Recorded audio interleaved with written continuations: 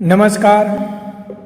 Accounting 3માં આપણે નોંધણી પહેલાં અને નોંધણી પછીનો નફો નુકસાન એ ચેપ્ટરના દાખલા કરીએ છીએ. અલગ અલગ પદ્ધતિના દાખલા લઈએ છીએ. તો આજે આપણે ટેક્સ્ટબુકનો દાખલા ક્રમ નંબર 23 તેમની ગણતરી કરીએ.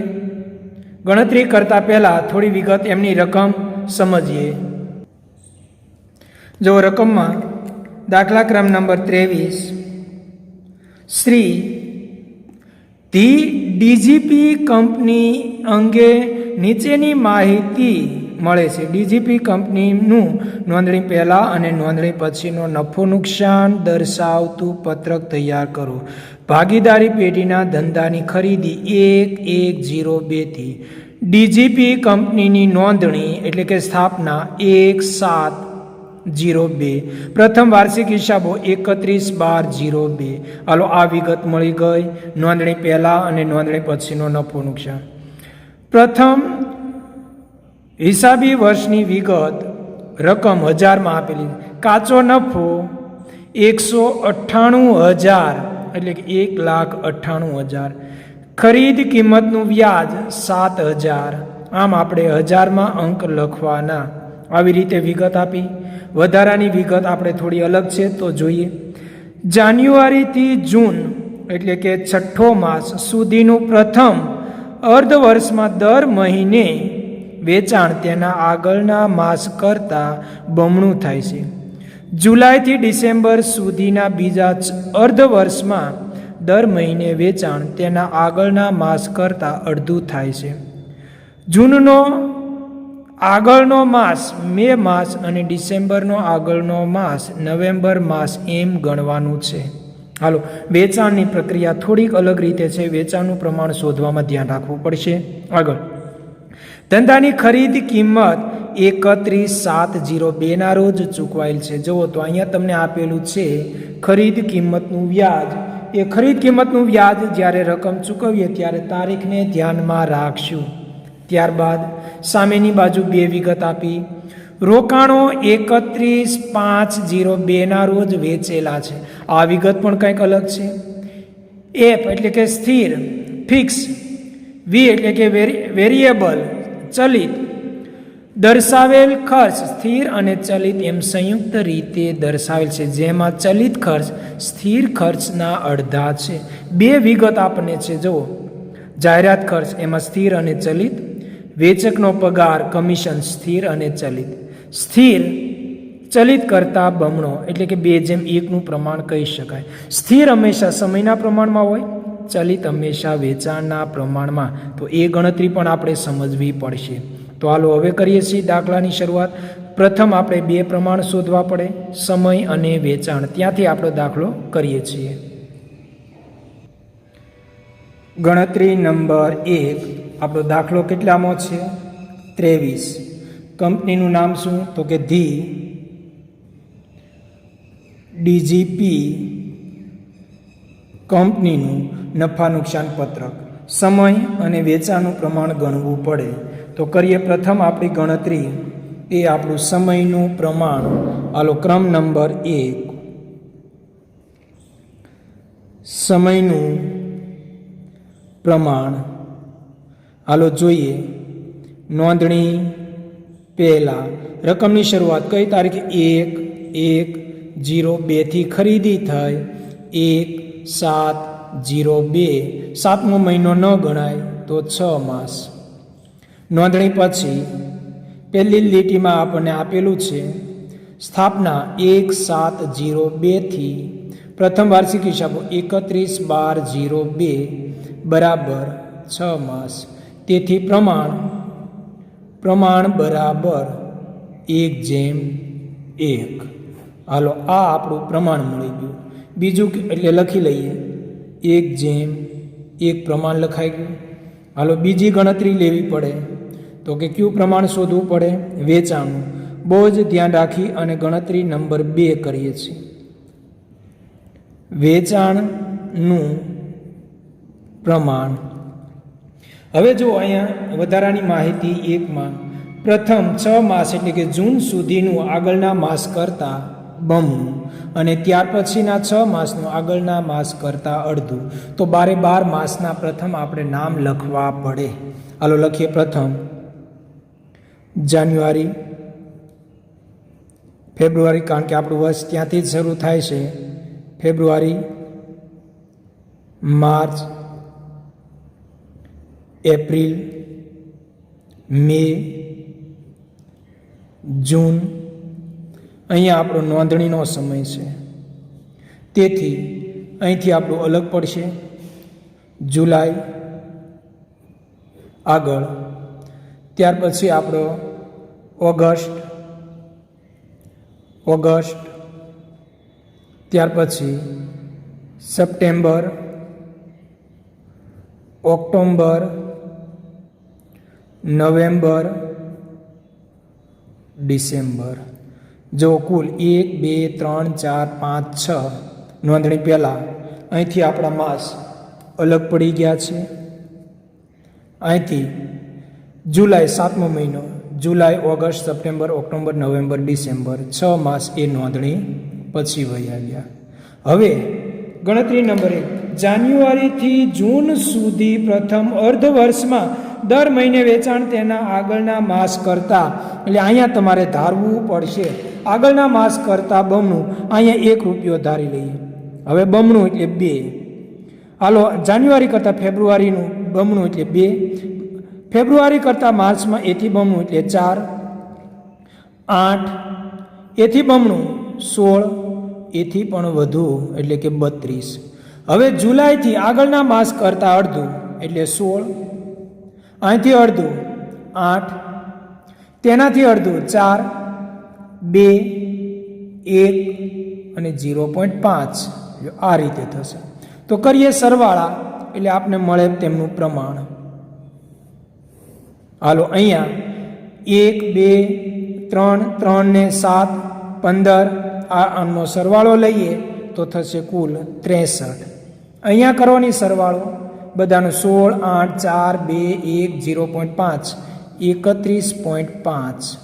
હાલો, આ તેથી પ્રમાણ બરાબર 63/31.5. તેથી 31.5 વડે ભાગ આલે છે, તેથી 2/1. ફરી વખત ભાગ્યા 31.5 કરો, એટલે તેથી અહીંયા આપણે 31.5 વડે ભાગ આલે, અહીંયા 2 વડે આલે, તેથી આપણું પ્રમાણ મળે છે 2/1. હાલો લખીએ. એ પ્રમાણ પણ અહીંયા આપણા પત્રકમાં 2/1. હાલો, એ બંને પ્રમાણ મળી ગયા. હવે આપણે દાખલાની ક્રમશઃ ગણતરી કરીએ. જરૂરી વિગતો અસર કરશે તે સાથે લેતા જશું. હાલો, દાખલાની શરૂઆત કરીએ છીએ. ક્યાંથી આપણો દાખલો શરૂ થાય તો કે કાચો નફો. લખો શબ્દ કાચો નફો. આધારમાં શું હોય? વેચાણ. હવે તમને જે કાચો નફો કેટલો આપ્યો? 1,98,000 2/1 પ્રમાણમાં રકમ મળશે. 2/1 પ્રમાણમાં 1,98,000 આવકમાં લખો 1,32,000 અને 66,000 રૂપિયા. હાલો, પ્રથમ વિગત લખાણી. આગળ ખરીદ કિંમતનું વ્યાજ. શબ્દ લખીએ ખરીદ કિંમત વ્યાજ. આ વિગત આપણે ખાસ સમજવી પડશે. ખરીદ કિંમતનું વ્યાજ તમારે કઈ તારીખે આપણે ધંધાની ખરીદી થઈ? વધારાની માહિતી નંબર 2માં ધંધાની ખરીદ કિંમત 31/7/02 રોજ ચૂકવાય છે. 31/7/02 રોજ. હાલો, તો તેની ગણતરી લઈએ. ગણતરી નંબર 3, ખરીદ કિંમત વ્યાજ કઈ રીતે ફાળવવું તે સમજીએ. હાલો, તારીખ ધંધાની કઈ તારીખ ખરીદી થઈ? 1/1/02. કઈ તારીખે રકમ ચૂકવાય છે? હવાલા નંબર 2માંથી 31/7/02. 7મા મહિનાના અંતે, એટલે 7 માસ. હવે આમાંથી આપણે ખ્યાલ છે નોંધણી પહેલાં 6 માસ, તેથી પ્રમાણ 6:1 થશે. કેટલું પ્રમાણ થશે? 6 માસ નોંધણી પહેલાં અને 6 માસ નોંધણી પછી. તો હાલો ફાળવણી કરવી છે. ખરીદ કિંમતનું વ્યાજ સમયના પ્રમાણમાં સૂચના મુજબ ફાળવણી થશે. લખો આધારમાં સૂચના મુજબ. હાલો વ્યાજ પેટી માટે ખર્ચ ગણાય તેનું આપને પ્રમાણ મળેલું છે 6:1, એટલે કે કુલ 7,000ના 6,000 અને 1,000 રૂપિયા. હાલો લખાઈ ગઈ વિગત. આગળની વિગત, ભાડું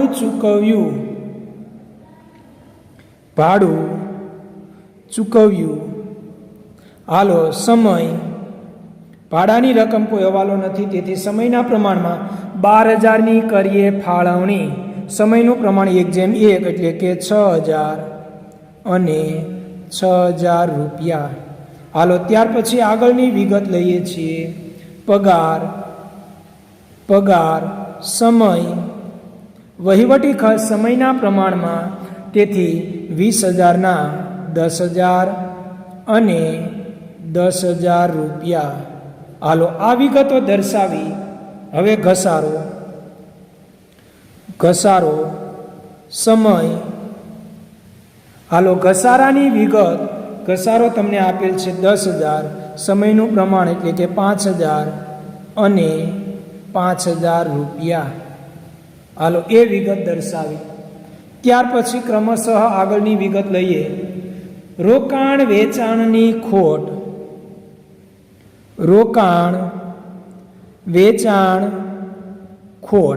બહુ સમજવાની વિગત. કોઈ પણ મિલકત જ્યારે વેચાણી હોય તે સમયમાં પૂરેપૂરી રકમ ફાળવવી. હવે જુઓ ને તમે, રોકાણ વેચાણ ક્યારે થયું? વધારાની વિગત હવાલા નંબર 3, 31/5 રોજ વેચાણ થયું, એટલે 5મો મહિનો નોંધણી પહેલા આવે છે. તેથી આપણે સૂચના મુજબ પણ નોંધણી પહેલા. ખાસ સમજો, મિલકતનું વેચાણ જો નોંધણી પહેલાંના સમયમાં થાય તો પૂરેપૂરું નોંધણી પહેલાં, નોંધણી પછીના સમયમાં થાય તો પૂરેપૂરું નોંધણી પછી ફાળવવું. હાલો તો 2,000 રોકાણોનું વેચાણ ખોટ પૂરેપૂરું નોંધણી પહેલાં, કારણ કે તે નોંધણી પહેલાં વેચાણ થયું છે. આગળ ડિબેન્ચર વ્યાજ.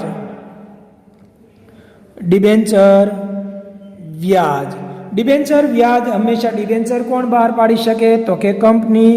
તેથી નોંધણી પછીના સમયનો ખર્ચ ગણી ડિબેન્ચર વ્યાજ રૂપિયા 1,000ની ફાળવણી કરવાની. હાલો લખાઈ ગયું. આગળની વિગત જોઈએ તો રોકાણો પર વ્યાજ.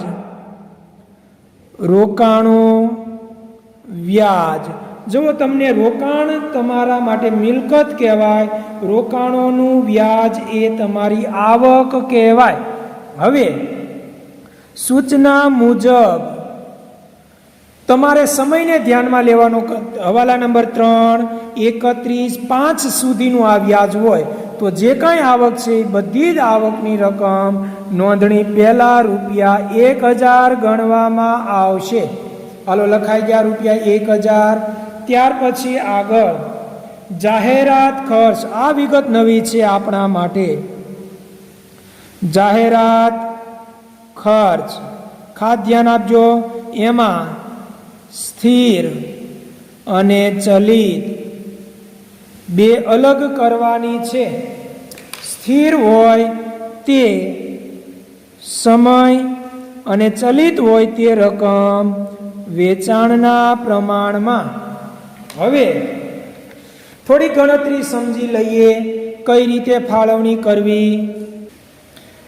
ગણતરી નંબર 4. હાલો ત્યાં જાહેરાત ખર્ચ સ્થિર અને ચલિત અલગ કરવા છે. કુલ રકમ કેટલી છે? તો કે 27,000. હવે જુઓ, તમને હવાલા નંબર 4 માં કીધું સ્થિર ખર્ચ ચલિત ખર્ચ સ્થિર ખર્ચના અડધા છે. ફરી વખત, ચલિત ખર્ચ સ્થિર ખર્ચના અડધા છે.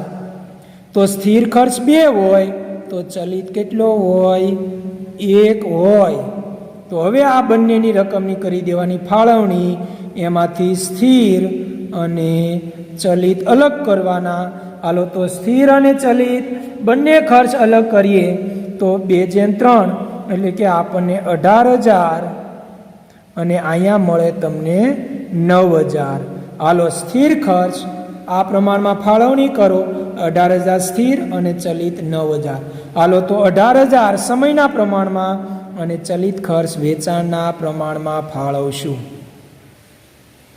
હાલો, ખર્ચની કરીએ ફાળવણી. તો હવે 18,000 સમયના પ્રમાણમાં 1/1 એટલે કે આપણને મળે છે ત્યાં કિંમત મળશે 9,000 અને 9,000 અને તમને ત્યાં મળશે કિંમત 9,000 સમયના પ્રમાણમાં 18,000ના ફાળવણી.